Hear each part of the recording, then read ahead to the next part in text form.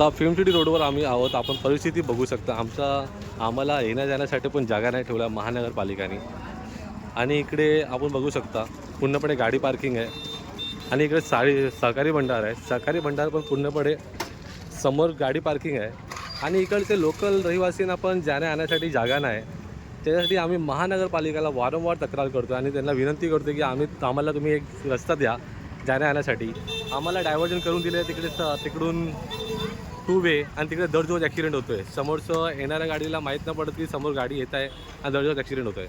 आपण या सहकारी भंडारसमोर बघू शकता कशा प्रकारे सहकारी भंडार इकडे महानगरपालिकेच्या रोडवर इलिगल बांधकाम करत आहे, ज्याने लोकांना अजून त्रास होईल. हा सहकारी भंडार अजून आतमध्ये वाइंडिंगमध्ये आहे, तरी पण वाइंडिंग ना करता सहकारी भंडारचे जे कर्मचारी आहे त्यांचा सहकारी भंडार समोरच बांधकाम चालू आहे.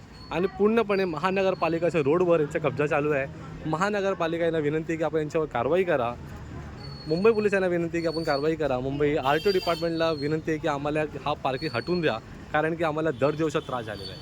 आपण बघू शकता पुढेपर्यंत आम्हाला रस्ता नाही जाण्यासाठी हा मुलुंड लिंक रोडचा काम चालू आहे आणि आमची परिस्थिती खूप वाईट आहे.